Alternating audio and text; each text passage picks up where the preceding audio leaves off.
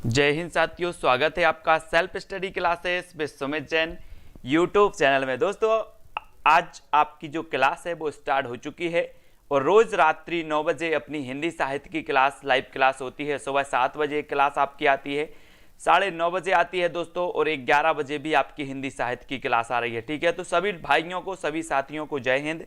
ठीक है, सभी लोग वीडियो को लाइक जरूर कर देना दोस्तों। और ये जो आपका जो आज का सेशन है बहुत ही महत्वपूर्ण होने वाला है।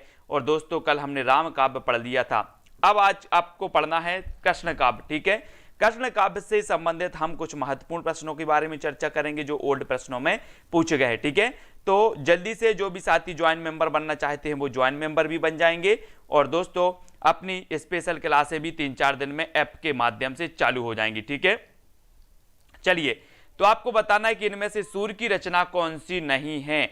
सूर्य की रचना कौन सी नहीं है, प्रश्न क्रमांक 7 में हमें चयन करना है। सूर सागर, सूर्य सारावली, साहित्य लहरी या फिर रास पंचाध्यायी, तो कौन सी रचना नहीं मानी जाती, यहां से आपको यहां पर बताना है। सूर्य की रचना कौन सी नहीं है, यहां तक हमने पढ़ लिया था दोस्तों, यहां से पढ़ना है आपको। सूरदास किस काल के कवि थे, इसको बता दो सभी लोग पहले। ठीक है, सूरदास किस काल के कवि थे, तो ये प्रश्न क्रमांक 2 कृष्ण काव्य धारा में वहां से हमने पढ़ लिया था।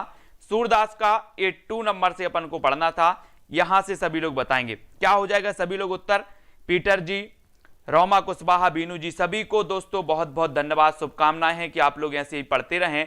और सूरदास जो थे वो किस कवि किस काल के थे दोस्तों, भक्ति काल के थे। भक्ति काल यानी कि आपका बी नंबर बिल्कुल सही हो जाएगा, बी नंबर। ठीक है, भक्ति कालीन के कृष्ण भक्ति काव्य धारा के अंतर्गत आने वाले प्रमुख कवि सूरदास, नंददास, कृष्णदास, परमानंदास, कुंभनदास, चतुर्भुजदास, मीराबाई, रसखान, ध्रुवदास, चैतन्य महाप्रभु। एक क्वेश्चन अपन ने कल पढ़ा था। ठीक है, तो ये सारे के सारे कवि कृष्ण भक्ति शाखा से संबंधित हैं, भक्ति काल की कृष्ण भक्ति शाखा। ठीक है, अब आपको बताना है कि सूरदास कौन सी धारा के प्रतिनिधि कवि हैं, कौन सी धारा के प्रतिनिधि कवि माने जाते हैं दोस्तों सूरदास। कृष्ण काव्य धारा के, राम काव्य धारा, संत काव्य धारा, सूफी काव्य धारा। बिल्कुल आसान प्रश्न है, सरल प्रश्न है, और जब सरल प्रश्न आपसे पूछे जाते हैं तो उत्तर भी आपको फटाफट देना होता है। ठीक है, तो 3 का उत्तर आपका बिल्कुल सही आंसर हो जाएगा दोस्तों, कृष्ण काव्य धारा की। ठीक है, कृष्ण काव्य धारा के माने जाते हैं सूरदास जी, है ना। और ये आपको पता है, कल हमने पढ़ा था कि रामचंद्र शुक्ल जी ने कहा था कि सूरदास वात्सल रस का कोना कोना झांकाए हैं। वात्सल रस का कोना कोना झांका है, ये किसने कहा था, तो ये कहा था रामचंद्र शुक्ल ने, रामचंद्र शुक्ल जी ने कहा था। ठीक है, फिर सूरदास ने किस कृति को नहीं लिखा, किस कृति को नहीं लिखा, ये भी क्वेश्चन आपने पढ़ा था, तो जल्दी से कमेंट में लिख दो। और बहुत सारे आज नए नए क्वेश्चन भी अपने आने वाले हैं, है ना। आज पूरा 1 घंटे का अपन सेशन करेंगे पूरा, है ना, 10 बजे तक।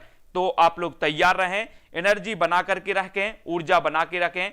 और यहां पर आपका दोहावली बिल्कुल सही हो जाएगा। ठीक है, सूरदास की कृति नहीं है तो कौन सी नहीं है, दोहावली। ठीक है, सूरदास ने दोहावली नहीं लिखा, बल्कि यह रचना किसकी है, तुलसीदास जी की है, तुलसीदास जी की रचना मानी जाती है।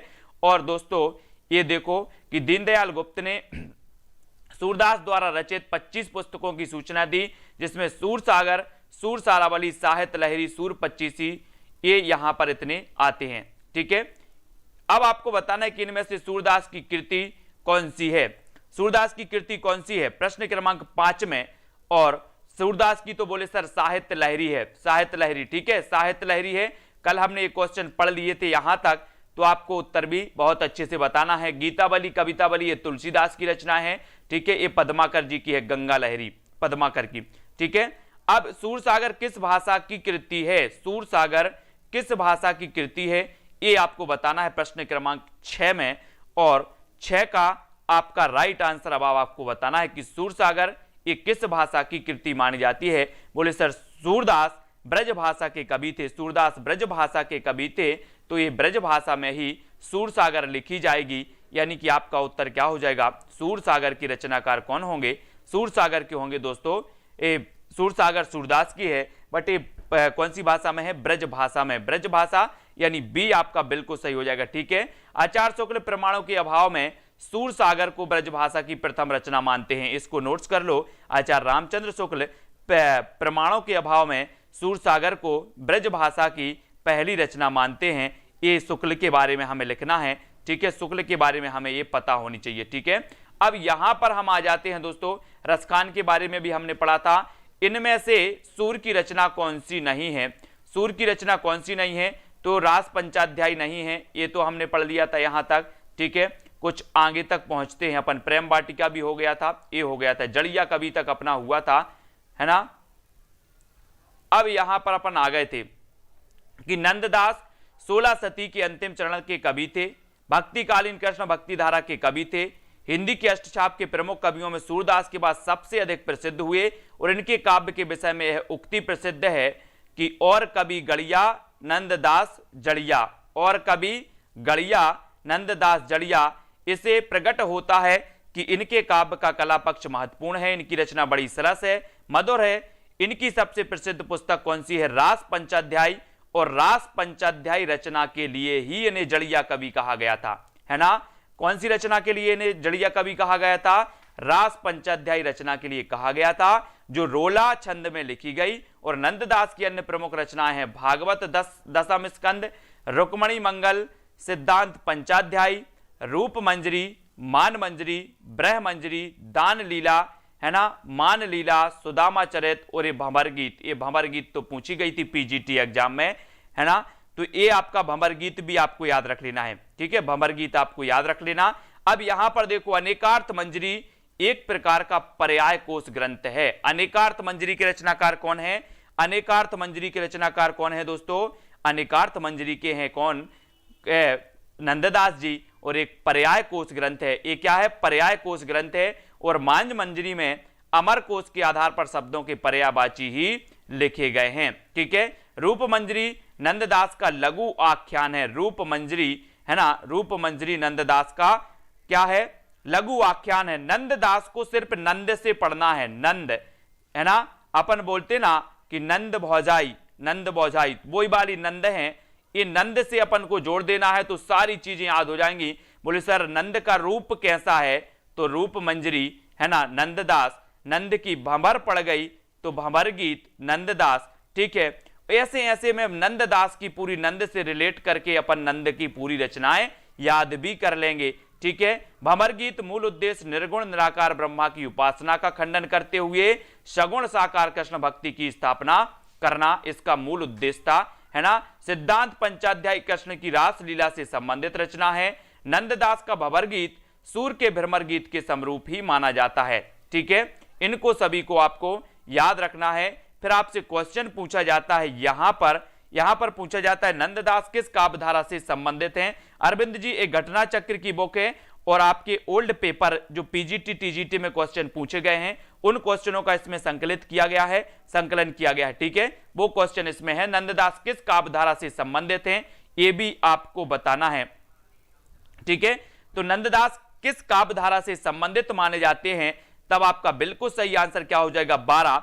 और बोले सर ये काव्यधारा की बात अगर हो रही है तो नंददास भी कृष्ण काव्यधारा के कवि माने जाते हैं। और नंददास जी के गुरु का नाम क्या था? विट्ठलनाथ, है ना। विट्ठलनाथ के बारे में आपको याद पता होगा दोस्तों कि विशेष अपन आपने देखा होगा पुष्टि मार्ग के प्रवर्तक कौन माने जाते हैं?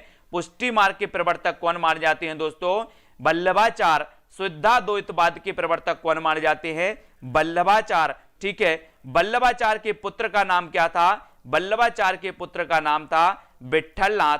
आपको पता होगा दोस्तों कि 252 वैष्णव की वार्ता और 84 वैष्णव की वार्ता हिंदी साहित्य के इतिहास के स्रोत की जब भी बात होती है कि हिंदी साहित्य का इतिहास विभिन्न विद्वानों ने लिखा, रामचंद्र शुक्ल ने लिखा, हजारी प्रसाद द्विवेदी ने लिखा, रामकुमार वर्मा ने लिखा, तो इन्होंने कोई ना कोई आधार तो माना होगा, है ना। इनको कैसे पता चला हिंदी साहित्य का इतिहास? तो इन्होंने जो स्रोत बताए हैं सबसे पहले स्रोत उन्हीं को लिया जाता है। 252 वैष्णव की वार्ता 1568 जिसका रचना काल है 252 वैष्णव की वार्ता और 84 वैष्णव की वार्ता, ये आपको याद रख लेना है, इनको माना जाता है। और 84 वैष्णव की वार्ता में वल्लभाचार्य के 84 शिष्यों का वर्णन किया गया है और दोस्तों 252 वैष्णव की वार्ता में विट्ठलनाथ के 252 वैष्णव 252 शिष्यों का चित्रण किया गया है। ठीक है, तो ये चीज आपको याद रख लेनी है। और जो नंददास हैं इनके गुरु का नाम था विट्ठलनाथ। ठीक है, अब यहां से एक चीज और आती है दोस्तों, विट्ठलनाथ की जब बात आ गई है तो 1565 में विट्ठलनाथ ने 4 वल्लभाचार्य जी के शिष्य और 4 विट्ठलनाथ जी के शिष्यों को मिलाकर एक स्थापना की थी। काय की स्थापना की थी? अष्टछाप की। कब की थी? 1565 में। आपसे क्वेश्चन पूछा जाता है कि निम्न में से बताइए कि किसने अष्टछाप की स्थापना की थी, तो आप बता देना विट्ठलनाथ ने। ठीक है, और कब की थी? तो 1565 में की थी। इतनी चीजें आपको इसके बारे में याद रख लेना है। और नंददास सब कवि गड़िया, नंददास जड़िया, रामचंद्र शुक्ल ने इन्हें जड़िया कहा। और क्यों कहा? तो रास पंचाध्यायी रचना के लिए इन्हें कहा। इनकी श्रेष्ठ रचना मानी जाती है रास पंचाध्यायी। ठीक है, यह भी आपको याद रख लेना है। अब यहां पर अपन बात करते हैं दोस्तों, हाँ, और ये 284 वैष्णव की जो वार्ता है ये गोकुलनाथ की रचनाएं मानी जाती हैं। ठीक है, इनको याद रखेंगे। अब आपको बताना है सुदामा चरित्र के लेखक हैं तो कौन है? सूरदास, नंददास या फिर रत्नाकर? सुदामा चरित्र के लेखक कौन माने जाते हैं? है ना, सूर के कुंभ पर कृष्ण। बहुत बढ़िया हितेश द्विवेदी जी, अगर आपने अष्टछाप की वो वीडियो देखी है जिसमें मैंने पूरा अष्टछाप आपको एक एक चीज बताई है, साथ ही उसमें ट्रिक भी बताई है, यानी कि अष्टछाप के लगभग 40 प्रश्न मैंने उसमें करवाए हैं, वो वीडियो देख लेना। उस सुदामा चरित्र के लेखक कौन माने जाते हैं? प्रश्न क्रमांक 13 में आपको चयन करना है और 13 का आपका राइट आंसर हो जाएगा क्या? बोले सर सुदामा चरित्र के जो लेखक हैं वो कौन है? नंददास। सुदामा चरित्र के लेखक कौन है दोस्तों? नंददास। ठीक है, इसको याद रखेंगे नंददास। फिर बढ़ते हैं आगे जो अपना क्वेश्चन आता है कि भ्रमर गीत परंपरा में भंवर गीत की रचना किसने की? इसको थोड़ा सा रट लेना। ये भंवर गीत कई बार पूछी गई, भंवर गीत, है ना। और भ्रमर गीत के चक्कर में बहुत सारे लोग सूरदास लगा के आते हैं। अब सूरदास नहीं लगाना है भंवर गीत में, अब सूरदास नहीं लगाना भंवर गीत में, अब क्या लगाना है? नंददास। क्योंकि बोले सर नंद की क्या पड़ गई? भंवर पड़ गई। नंद की भंवर पड़ गई, तो ये नंददास जी की रचना हो जाएगी। कौन सी? भंवर गीत। भंवर गीत नंददास, सूरदास नहीं लगाना है। ठीक है, ये नहीं लगाना है, ये नंददास की रचना हो जाएगी। रास पंचाध्यायी के लेखक कौन माने जाते हैं? प्रश्न क्रमांक 15 का हमें चयन करना है। रास पंचाध्यायी के लेखक आपको बताना है कौन माने जाते हैं। तो रास पंचाध्यायी तो अपन ने पढ़ा था कि सर रास पंचाध्यायी की 2 लोगों ने रचना की है। एक रचना तो की है रहीमदास ने भी और एक रचना की है नंददास ने भी।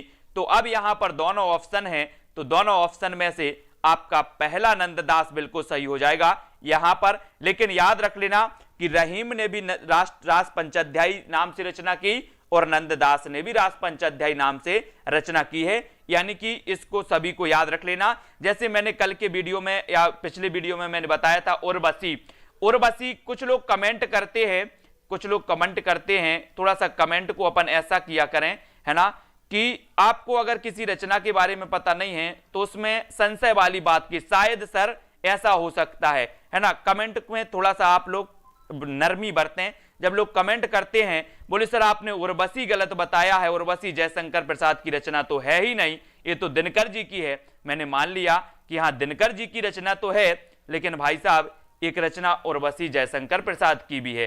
ठीक है, तो जब तक हमें हिंदी साहित्य बहुत अथाह हैं, हिंदी साहित्य के बारे में थोड़ा सा आपको अच्छे से पढ़ना है और मुझे भी और पढ़ने की अब जरूरत है। ऐसा नहीं है कि हिंदी साहित्य मैंने सब कुछ पढ़ लिया, बहुत पढ़ेंगे, है ना। तो उर्वशी दिनकर जी की रचना है जिसे क्या मिला था? ज्ञानपीठ पुरस्कार मिला था, लेकिन प्रसाद जी की रचना का नाम भी उर्वशी है, ये भी आपको याद रख लेना। ठीक है, तो ऐसे कुछ रचनाएं होती हैं जो एक ही नाम से अनेक कवियों की हो सकती हैं। ठीक है, अब यहां पर आपको बताना है कि मीराबाई का मलार किसकी कृति है? मीराबाई का मलार किसकी कृति है? मीराबाई, नंददास, छीत स्वामी और गोविंद स्वामी। जब दोस्तों हम एक ही नाम वाली रचनाएं आपको करवाएंगे,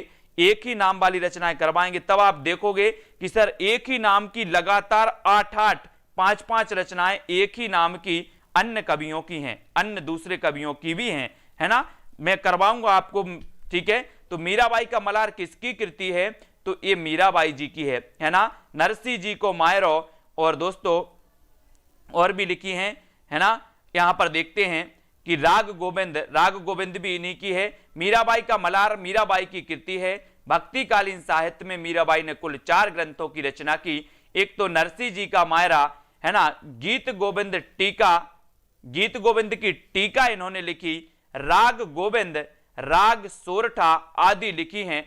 यहां पर आप कंफ्यूज नहीं होना, आपसे एक सीधा सा क्वेश्चन पूछा जाता है कि राग गोविंद किसकी रचना है, राग गोविंद किसकी रचना है। तो राग गोविंद में अगर आपने अच्छे से पढ़ा है तो आप मीराबाई लगाओगे, लेकिन एक रचना गीत गोविंद भी है, गीत गोविंद भी है। किसकी है गीत गोविंद?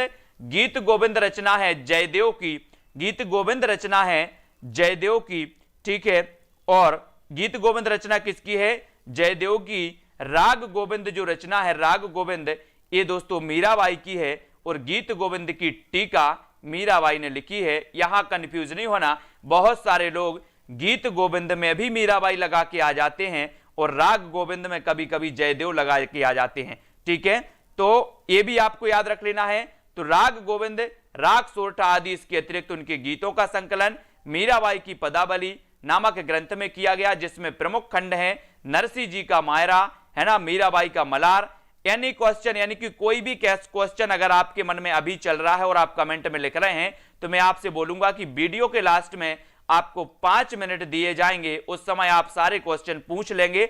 बीच में कोई क्वेश्चन का मैं जवाब भी नहीं दूंगा, है ना। लास्ट में आपको 5 मिनट मिलेंगे। मीराबाई रविदास की शिष्या थी, है ना, और रविदास मतलब रैदास। मीराबाई के गुरु का नाम क्या था? रैदास। और मीराबाई ने चित्तौड़गढ़ में रविदास छत्री का निर्माण करवाया था। अब आपको 17वां आंसर बताना है, मीराबाई के गुरु कौन थे? मीराबाई के गुरु प्रश्न क्रमांक 17 में सूरदास, रैदास, मलुकदास या फिर कबीरदास। 17 का आंसर सभी लोग चयन करेंगे। मीराबाई के गुरु का नाम हमें चयन करना है दोस्तों। और मीराबाई के जो गुरु थे, यहीं पर अब भाई हमने पढ़ा है कि सर रविदास कभी आ जाए या फिर रैदास आ जाए, तो रविदास या फिर रैदास एक ही बात है। तो मीराबाई जी के गुरु का नाम था रैदास, है ना। ये भी आपको याद रख लेना। इनमें से पुष्टि मार्ग के कवि कौन माने जाते हैं? पुष्टि मार्ग के कवि बताना प्रश्न क्रमांक 8 में। और दोस्तों 4 विकल्प हैं पुष्टि मार्ग के कवि हमें चयन करना है। मैंने अभी आपको बताया था कि पुष्टि मार्ग के प्रवर्तक माने जाते हैं कौन? वल्लभाचार्य। वल्लभाचार्य ने शुद्धाद्वैत का प्रवर्तन किया था, है ना। और वल्लभाचार्य के शिष्य थे कौन? सूरदास। सूरदास के गुरु का नाम था वल्लभाचार्य, ठीक है, ये भी याद रख लेना। और पुष्टि मार्गी कवि कौन माने जाते हैं? तो बोले सर पुष्टि मार्गी कवि की बात आती है तो पुष्टि मार्ग के प्रवर्तक वल्लभाचार्य और वल्लभाचार्य के शिष्य थे सूरदास। तो सूरदास ये पुष्टि मार्गी कवि कहलाएंगे। ये नंबर आपका बिल्कुल सही हो जाएगा, ये नंबर आपका राइट आंसर होगा। फिर थोड़े से आगे और देखते हैं, आगे चलते हैं, है ना। वल्लभाचार्य ने ब्रजमंडल में जिस कृष्ण भक्ति को प्रतिष्ठित किया उसका दार्शनिक आधार क्या था? शुद्धाद्वैत दर्शन। साधना और व्यवहार क्षेत्र में शुद्धाद्वैत दर्शन के साथ जिस भक्ति को स्थान दिया गया उसका आधार उन्होंने पुष्टि मार्ग को बताया। अब याद, हमने ये पूरे दर्शन आपको याद करवाए हैं, इन दर्शन को भी आपको याद रख लेना है, इन संप्रदाय को भी याद करना है। भगवान के अनुग्रह या कृपा का नाम ही पोषण है, यही पुष्टि है। इसी पुष्टि पर पुष्टि मार्ग की भक्ति पद्धति अवलंबित है। वल्लभाचार्य के अनुसार पुष्टि मार्ग ही श्रेष्ठ मार्ग है। इन्होंने भक्तों के 4 भेद किए, प्रवाही पुष्ट भक्त, मर्यादा पुष्टि भक्त, पुष्टि पुष्ट भक्त और शुद्ध पुष्ट भक्त। इन्होंने भक्तों के कितने भेद किए थे? 4 भेद किए थे। किसने? वल्लभाचार्य ने। ये चीज भी आपको याद रख लेनी है, ठीक है, सभी लोग याद रखेंगे। अब यहां पर हम थोड़ा सा और लेते हैं कि वल्लभाचार्य द्वारा रचित ग्रंथ का नाम है अणुभाष्य। वल्लभाचार्य द्वारा रचित ग्रंथ का नाम क्या है?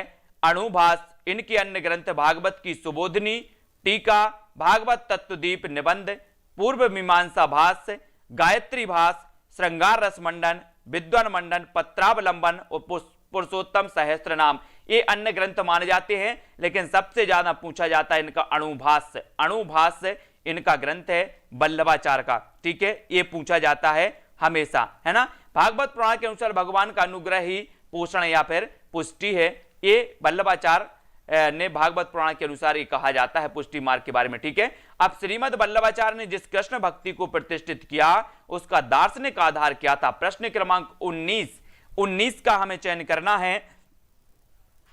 तो प्रश्न क्रमांक 19 का आंसर क्या हो जाएगा? श्रीमद वल्लभाचार्य ने जिस कृष्ण भक्ति काव्य को प्रतिष्ठित किया उसका दार्शनिक आधार क्या है? अर्चना जी, लास्ट में मैं बोल रहा हूं कि लास्ट में आप कमेंट लिखना, कोई भी अगर एनी डाउट है, एनी क्वेश्चन है, वो 5 मिनट आपको दिए जाएंगे। ठीक है, उसमें आप लिख सकते हैं सभी लोग। श्रीमद वल्लभाचार्य ने जिस कृष्ण भक्ति को प्रतिष्ठित किया उसका दार्शनिक आधार क्या है, ये आपको बताना है। दोस्तों बीच में जब आप कमेंट करते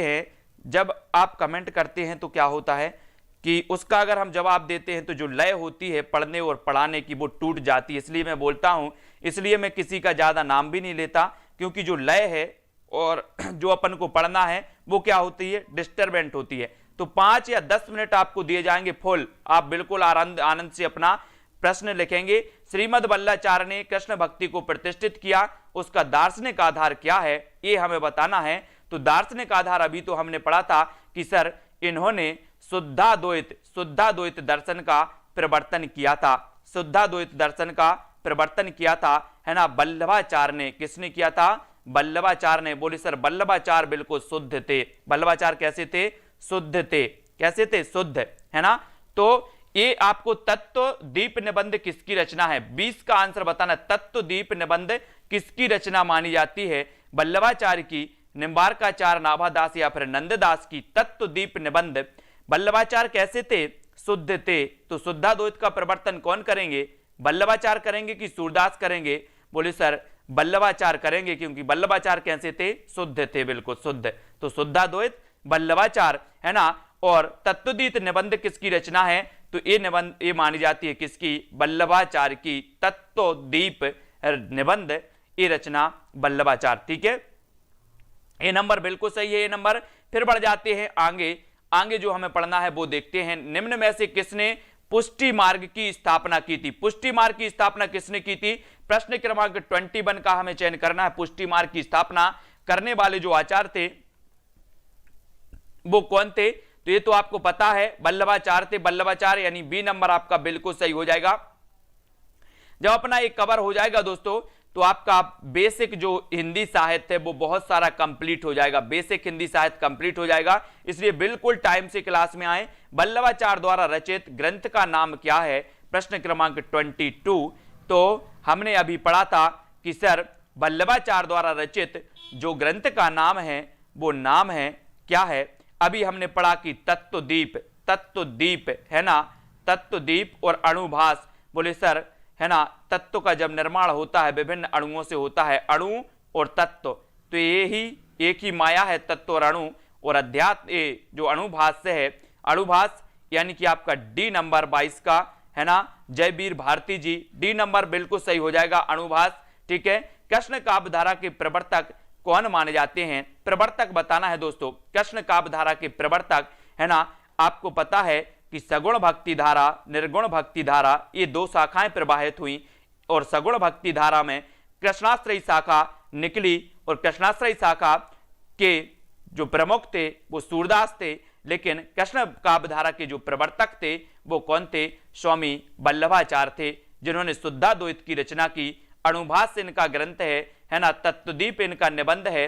ये भी आपको वल्लभाचार्य के बारे में याद रखना है ना। इनमें से कृष्ण भक्ति कवि कौन सा नहीं है? आपको पता होनी चाहिए कि कृष्ण भक्त कौन है ना। और दोस्तों राम भक्त कौन है? तो कृष्ण भक्ति धारा के कवि कौन से नहीं है? सूरदास नहीं है, रसखान नहीं है, तुलसीदास नहीं है, या फिर कृष्णदास नहीं है। इनमें से चयन करना है। और इन कवियों से भी क्वेश्चन बनते हैं कि कौन सा कृष्ण काव्य धारा का है, कौन सा राम काव्य धारा का है, कौन सा सूफी काव्य धारा का है और कौन सा आपका संत काव्य धारा का है। तो यहां पर आपने बिल्कुल सही बताया। बोले सर सूरदास जी हैं, कृष्णदास जी हैं, रसखान हैं, कुंभन दास जी हैं, नंददास जी हैं, चतुर्भुज दास जी हैं, है ना। ये सभी कृष्ण काव्य धारा के कवि हैं, बल्कि तुलसीदास ये राम काव्य धारा के कवि हैं। इनको याद रखेंगे।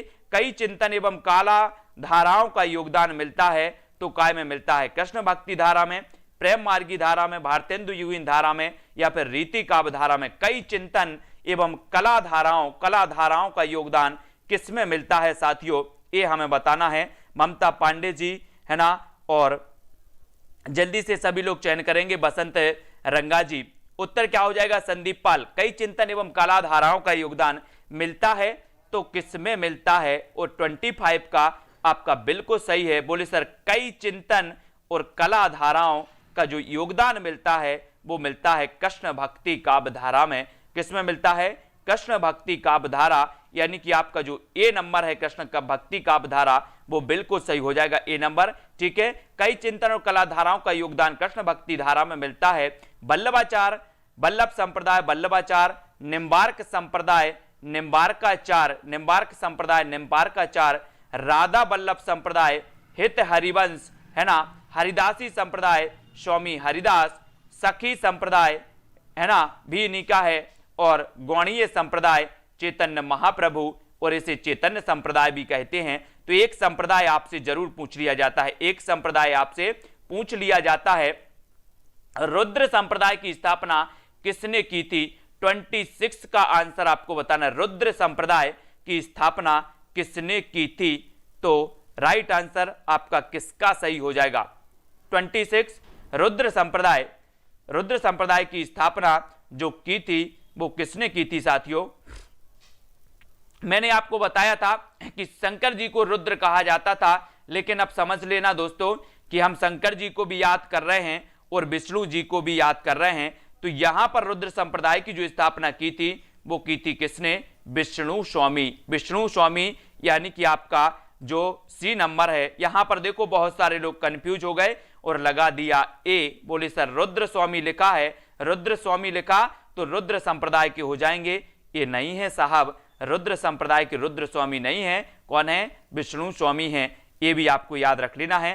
ठीक है, रुद्र संप्रदाय की स्थापना विष्णु स्वामी ने की थी, जबकि वास्तव में रुद्र संप्रदाय वल्लभाचार्य के परिवर्तित संप्रदाय के रूप में जीवित है, इसलिए रुद्र संप्रदाय का संस्थापक वल्लभाचार्य को माना जाता है। लेकिन आपसे पूछा जाएगा कि रुद्र संप्रदाय के प्रवर्तक कौन है, तो आप लगाओगे विष्णु स्वामी। ठीक है, ये लगाओगे, हाँ बिल्कुल सही। वल्लभाचार्य के गुरु का नाम था विष्णु स्वामी। Pramod Kumar ji, very good. राधा वल्लभ संप्रदाय का प्रवर्तन किसने किया? राधा वल्लभ संप्रदाय का प्रवर्तन किसने किया?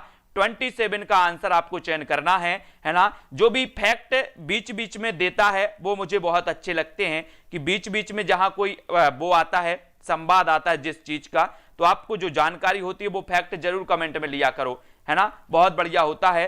राप्टी बी जी, राधा वल्लभ संप्रदाय का प्रवर्तन किसने किया था, ये हमें बताना है। तो बोले सर राधा जी की हम पूजा करते हैं तो राधा हमारा हित ही करेंगे, एग्जाम पास करवाएंगे। अब राधा जी के पास जाना और कृष्ण जी के पास, है ना, बोलना भगवान अब समझ लेना तैयारी कर रहे पीजीटी और टीजीटी की, है ना। तो राधा जी हमारा क्या करेंगी? हित करेंगी कि नहीं करेंगी? हित करेंगी। तो राधा वल्लभ संप्रदाय का प्रवर्तन कौन करेंगे? हित हरिवंश। कौन करेंगे? हित हरिवंश, यानी सी नंबर आपका बिल्कुल सही हो जाएगा, सी नंबर। ठीक है, राधा वल्लभ संप्रदाय प्रवर्तन हित हरिवंश ने किया। इनको कृष्ण की वंशी का अवतार कहा जाता है। ये राधा को स्वतंत्र अधिष्ठात्री देवी मानते हैं, जबकि वल्लभाचार्य, रुद्र संप्रदाय, मध्वाचार्य, द्वैतवाद, है ना, ब्रह्म संप्रदाय के प्रवर्तक हैं। ये भी आपको याद रख लेना है। ठीक है ना। रुद्र संप्रदाय ये विष्णु स्वामी का है ना, और मध्वाचार्य का ये द्वैत संप्रदाय है। ब्रह्म संप्रदाय के प्रवर्तक माने जाते हैं, ये चीज है ना, तो ये चीज भी आपको याद रखना है। सहचरी सुख रसिक दास ही अनूप जी और हित वृंदावन दास राधा वल्लभ संप्रदाय के कवि हैं। इस प्रकार से अगला क्वेश्चन आपसे पूछा जाता है कि कृष्ण के साथ राधा की महानता, खालिस्तान संप्रदाय की विशेषता। मोस्ट आईएमपी क्वेश्चन है, मोस्ट यानी कि आईएमपी इसमें लगा लो। कृष्ण के साथ राधा की महानता किस संप्रदाय की विशेषता मानी जाती है? श्री संप्रदाय की, रुद्र संप्रदाय, ब्रह्म संप्रदाय या फिर सनकादि संप्रदाय, किसकी मानी जाती है साथियों? कृष्ण के साथ राधा की महानता किस संप्रदाय की विशेषता है? 4 विकल्प हमें दिए हैं, 4 में से आपका उत्तर बताना है। और उत्तर आपका क्या हो जाएगा? कृष्ण के साथ राधा की महानता किस संप्रदाय की विशेषता है? और वो संप्रदाय होता है दोस्तों कौन सा होता है? 28 में ए लगा दिया बहुत सारे लोगों ने श्री संप्रदाय, लेकिन इसका उत्तर है दोस्तों कौन सा, सनकादि संप्रदाय। सनकादि संप्रदाय है ना, डी नंबर बताया है रेणुका जी ने, वेरी गुड आंसर है ना। यहां पर देखो कृष्ण के साथ राधा की महानता, सनकादि संप्रदाय यानी कि निम्बार्क संप्रदाय कृष्ण भक्ति से संबंध रखने वाला ब्रजमंडल का प्रमुख वैष्णव संप्रदाय है।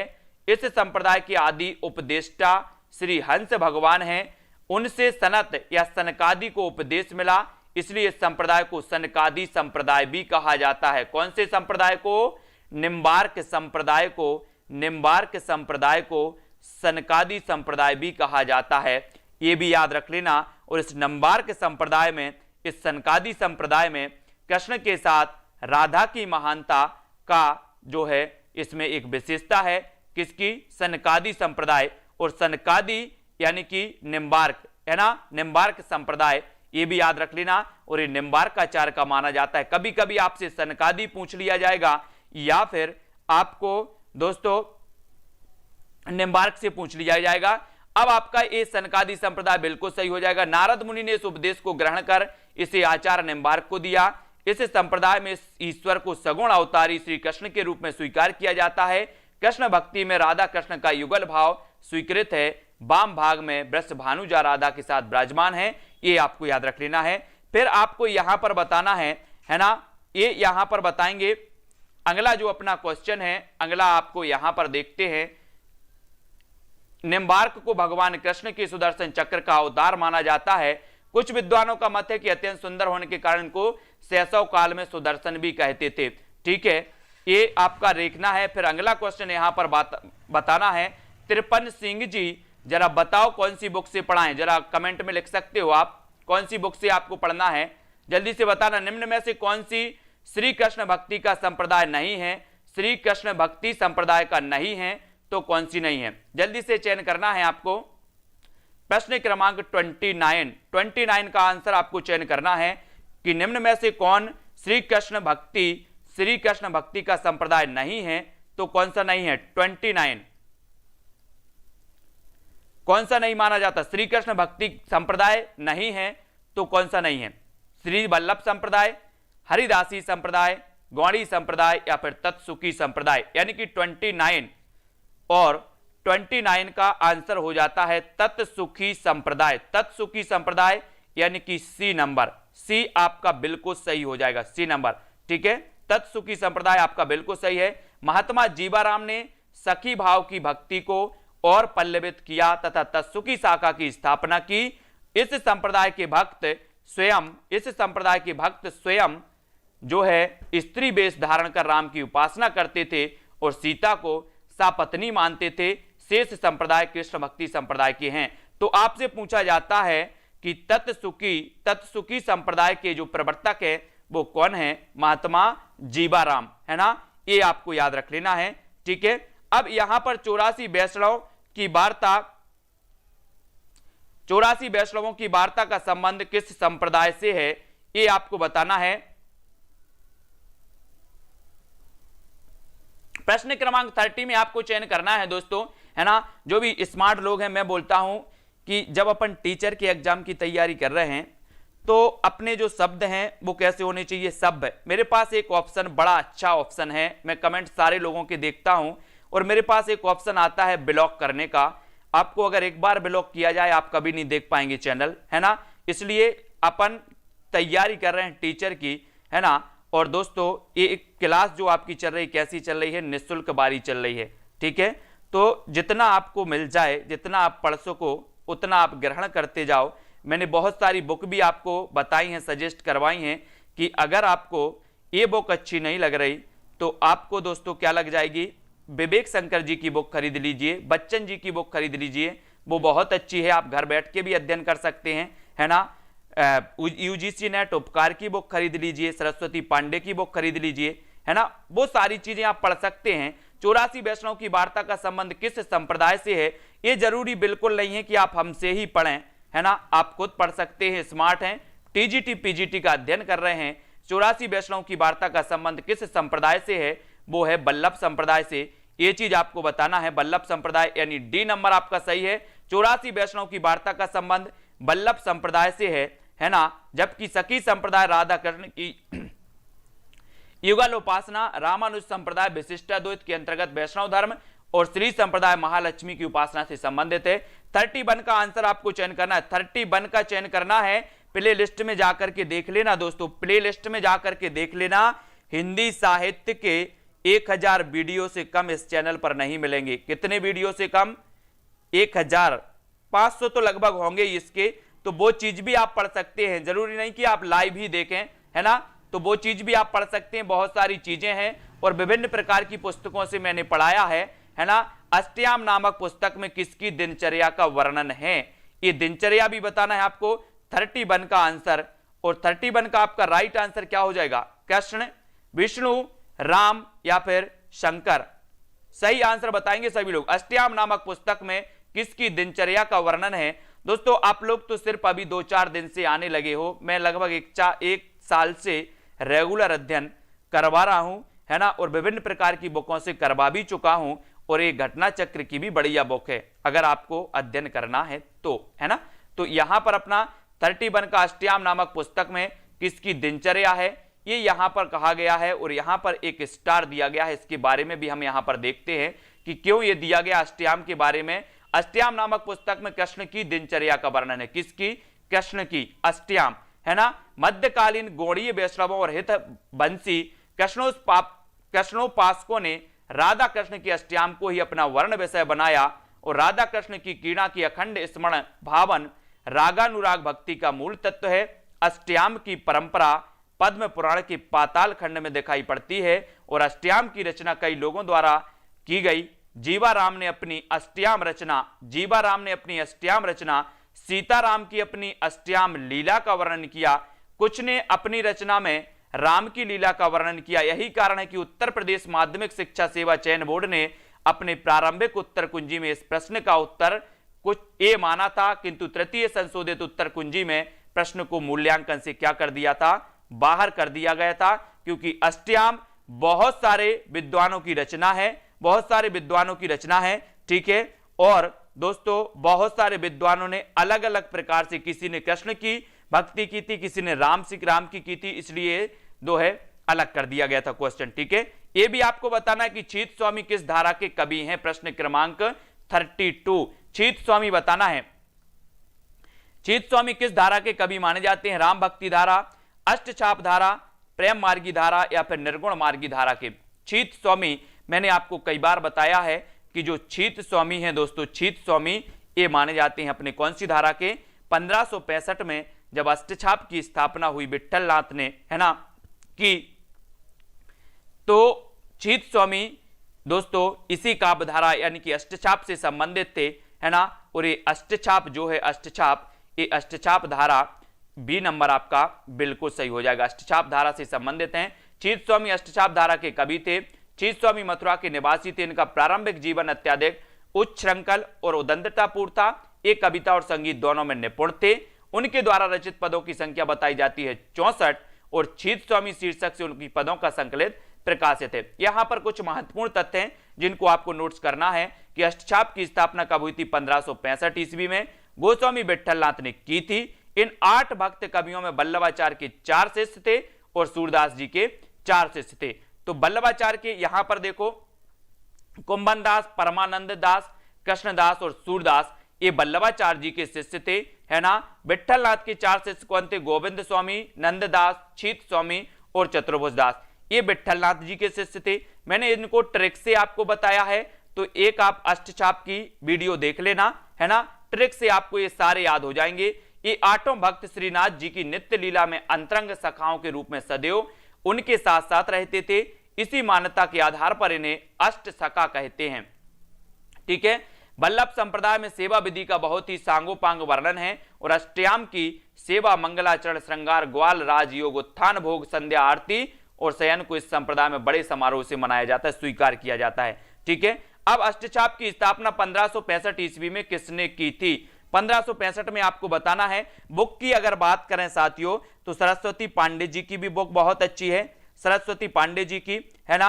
और उपकार यूजीसी नेट वाली भी बुक अच्छी है। और दोस्तों विवेक शंकर जी की भी बुक अच्छी है। जौन सी बुक आपको खरीदना है आप खरीद सकते हैं। अष्टछाप की स्थापना 1565 ईस्वी में जो की थी वो विट्ठल नाथ ने, ठीक है, विट्ठल नाथ ने की थी। ये सारे क्वेश्चन दोस्तों आपको कई बार पूछे गए और कई बार रिवाइज हो रहे हैं और कई बार आपको रट जाएंगे। और अष्टछाप की स्थापना किसने की थी? 34 का, ये फिर से यहां पर पूछा गया क्वेश्चन और 35 का आपका राइट आंसर आपको बताना है। और जो बहुत बढ़िया और ऐसा लेवल पढ़ना चाहते हैं जिसको दोस्तों आप लोग कहते हो कि सर लेवल बढ़ाओ, ये कोई लेवल नहीं है या मजाक कर रहे हो, तो अब ऐप पर आ जाना सभी लोग, है ना। ऐप जो अपना बन के आ रहा है उस ऐप पर आ जाना और बताना कि सर लेवल क्या है, लेवल क्या है ना, वो भी आप बता देना। अष्टछाप के संस्थापक हैं तो कौन है? अष्टछाप के संस्थापक बताना है विट्ठल नाथ, सूरदास। तो ये तो आपको कई बार पूछा गया, बोले सर अष्टछाप की तो विट्ठल नाथ ने की थी, है ना। ये कितनी बार पूछा जा रहा है। और यहां पर अष्टछाप के संस्थापक, अष्टछाप में कौन सम्मिलित नहीं है? 38 क्वेश्चन एक कई बार पूछा जाता है। अष्टछाप में कौन सम्मिलित नहीं है? कुंभन दास नहीं है, छीत स्वामी नंददास या फिर केशव दास नहीं है, ये भी आपको चयन करना है। चयन सभी लोग करेंगे और यहां पर आपका राइट आंसर होगा, क्या हो जाएगा? केशव दास। केशव दास यानी सी नंबर अष्टछाप में सम्मिलित नहीं है। 38 का आंसर होता है दोस्तों केशव दास, ठीक है। सूरदास किसके शिष्य थे? 39 का आपको चयन करना है। सूरदास किसके शिष्य थे? वल्लभाचार्य के, गोकुलनाथ के, विट्ठल नाथ के या फिर नाभादास के, किसके शिष्य थे? और 39 का आपका बिल्कुल सही आंसर होगा वल्लभाचार्य के। किसके थे? वल्लभाचार्य यानी ए नंबर वल्लभाचार्य के शिष्य थे। बिल्कुल सही हो जाएगा, ठीक है, बिल्कुल सही हो जाएगा ए नंबर। नीचे दिए नामों में से कौन से कवि वल्लभाचार्य के शिष्य नहीं हैं? तो बताओ, वल्लभाचार्य के 4 शिष्य और विट्ठल नाथ के 4 शिष्यों में से आपको चयन करना है कि वल्लभाचार्य के शिष्य कौन से नहीं हैं, ये भी आपको बतानी है। तो जल्दी से चयन करेंगे कौन से कवि वल्लभाचार्य के शिष्य नहीं हैं। अभी तो हमने पढ़ा था कि जो वल्लभाचार्य के शिष्य थे वो कौन कौन से थे? परमानंद दास तो थे, है ना, और कौन थे? और उत्तर हो जाएगा चतुर्भुज दास। इसका चतुर्भुज दास जो थे ये वल्लभाचार्य के शिष्य नहीं थे। ए नंबर आपका बिल्कुल सही है, ए नंबर, ठीक है। कौन विट्ठल नाथ का शिष्य था? 41 कौन विट्ठल नाथ का शिष्य था ये बताना है, कौन था?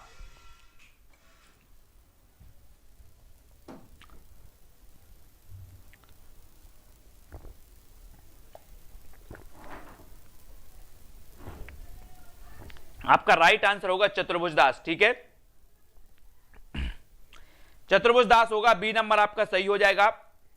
ये बुक आप लोग जरूर खरीद लेना, घटना चक्र की, ये घटना चक्र की बुक है साथियों और बहुत ही बढ़िया बुक है जिसमें आपका बहुत ही बढ़िया रिवीजन भी हो जाएगा, ठीक है। और इसमें अष्टछाप के कवि अष्टछाप में नहीं है, इनमें से एक कवि अष्टछाप में नहीं है, वो कौन है? 42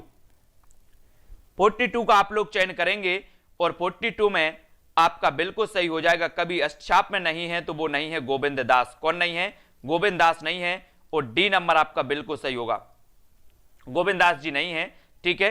अगर दोस्तों मैं आपसे बोलता हूं कि अगर किसी भी चीज में आपको डाउट लगता है, कोई चीज आपको अच्छी नहीं लगती है, तो आपकी जो वाणी है वो वाणी कैसी होनी चाहिए?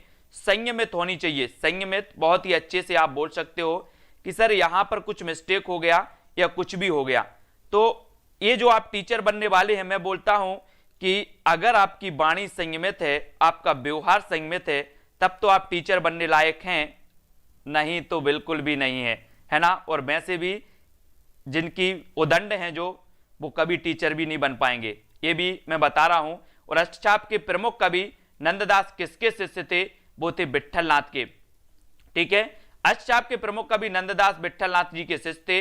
वल्लभाचार्य के शिष्य नहीं है तो कौन नहीं है? 45 यहां से क्वेश्चन पूछे जाते हैं, कुंभन दास, सूरदास, चतुर्भुज दास, परमानंद दास के।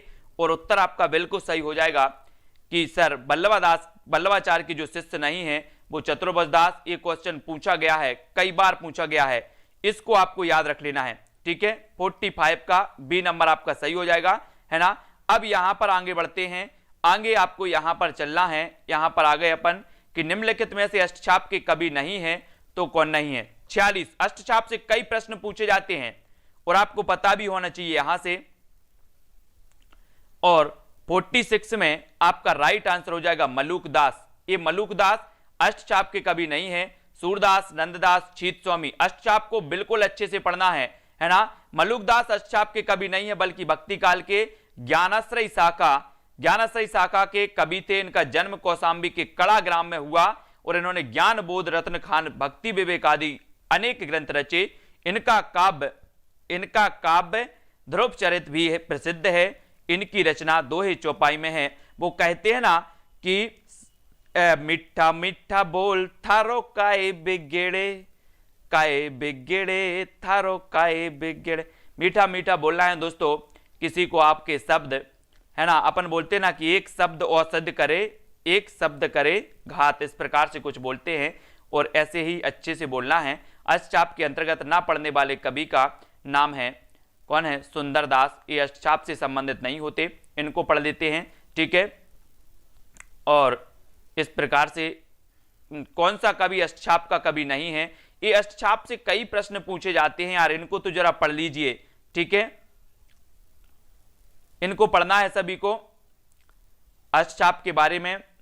और यहां पर अपनी क्लास को आज करते हैं ओवर।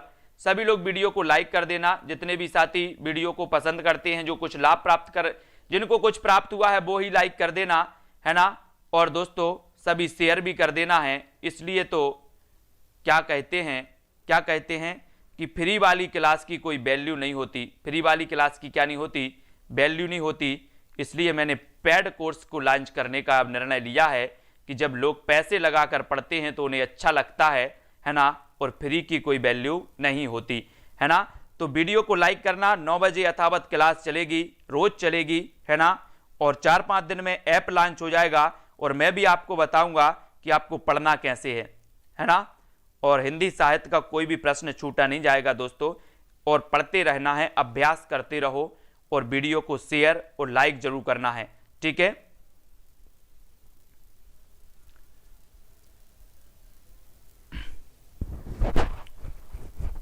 अब सभी लोग बता दें, किसी को कोई डाउट हो, किसी को कोई प्रश्न हो, जो कुछ जिसको पूछना हो सभी लोग बता देंगे। ममता पांडे जी, ललित जी, है ना। बुक भी दिखा देंगे, इसकी बुक ग्रुप में हम वो डाल देंगे, है ना। एक बार मैं दिखा भी देता हूं आपको। ये देखो यहां पर ये घटना चक्र की बुक है। इसको सभी लोगों को खरीद लेना है। ये हल प्रश्न पत्र है, परीक्षा अध्यायवार विभाजित इसमें किया गया हल प्रश्न पत्र की पुस्तक है हिंदी की, ठीक है। ये टीजीटी, पीजीटी, नेट आदि सभी प्रश्नों का इसमें संकलन किया गया है। इन प्रश्नों को अच्छे से आप पढ़ लेना एक बार, ठीक है। बहुत सारी चीजें हो जाएंगी। और वीडियो को सभी लोग लाइक कर देना। और एस रत्ती जी, ठीक है, वेरी गुड। गुरु जी, हाँ, नरोत्तम दास की भी है सुदामा चरित, वेरी गुड।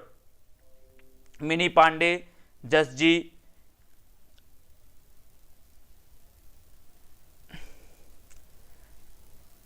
और बिमलेश जी, आरती सिंह, बसंत जी, एजुकेशन विजन, ओम प्रकाश जी, अन्ना पुराना, संजू सरोज जी, सभी को धन्यवाद, ठीक है। अविनाश, प्रमोद और कल्पना त्रिवेदी जी, ठीक है। अपनी क्लास ये 9 वाली तो आपकी यथावत चलेगी। 9 वाली क्लास को अपन को यथावत चलाना है, ये यथावत आप तक पहुंचेगी, बिल्कुल चिंता न करें। पूजा ठाकुर जी, रीता क्वीन और सानू सिंह जी, ठीक है,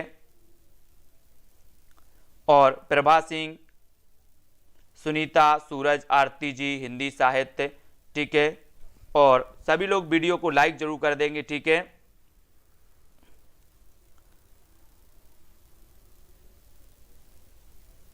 देखो, जो शुद्धाद्वैतवाद है या द्वैतवाद है, इनमें समझने की कोई जरूरत नहीं है। आपको पढ़ना कितना है? सिर्फ इतना पढ़ना है कि द्वैतवाद के प्रवर्तक कौन है, शुद्धाद्वैतवाद के प्रवर्तक कौन है।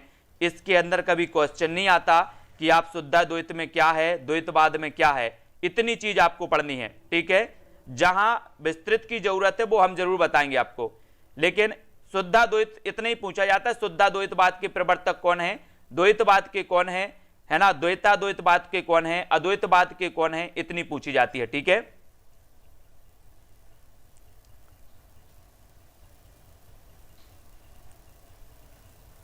है ना, ऋतु queen ji, very good.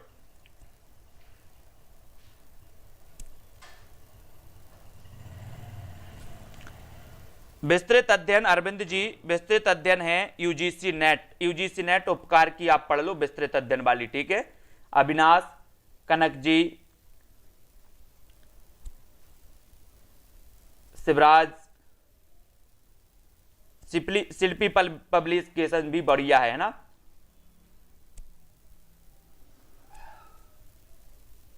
Vimlesh Kumari ji thank you, Jasprit Kaur और शिवराज जी, रीता जी। और किसी का कोई क्वेश्चन हो तो वो जरूर बता दे, है ना।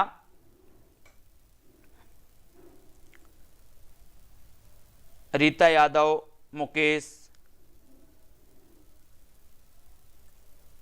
सभी लोग बता दें। सुबह 7 बजे एक ओल्ड वाली क्लास आती है, 9 साढ़े 9 बजे भी ओल्ड वाली एक क्लास आती है, उसको भी देखना है। रीता जी क्या बोल रहे हैं, थोड़ा सा अच्छे से इसको लिखें, क्या बोल रहे हैं आप। आरती सिंह, हेमंत जी,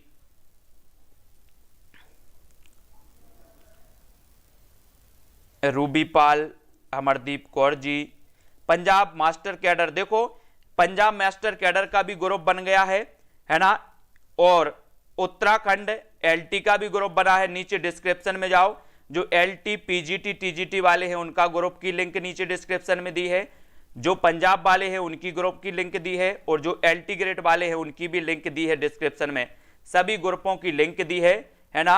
सभी ग्रुप की लिंक से आप अपने अपने ग्रुप में जुड़ जाएंगे, ठीक है। ठीक है, सभी लोग जुड़ जाएंगे।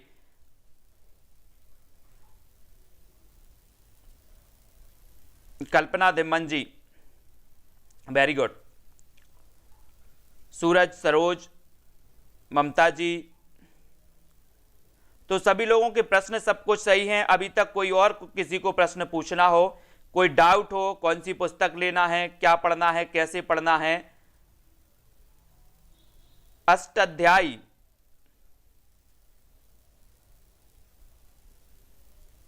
अष्टाध्यायी की अष्टछाप,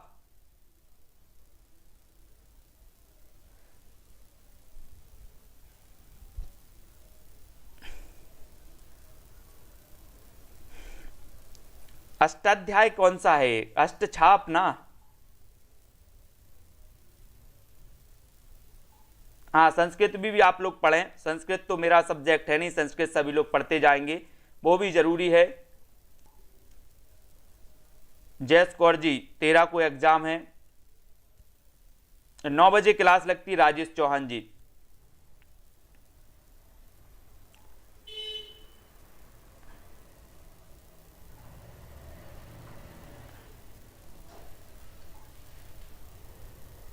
नीचे डिस्क्रिप्शन में जाओ, उसमें लिंक दी है, ठीक है।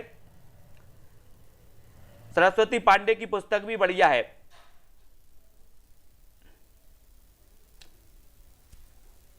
अष्टाध्यायी पाड़नी की है वो तो, हाँ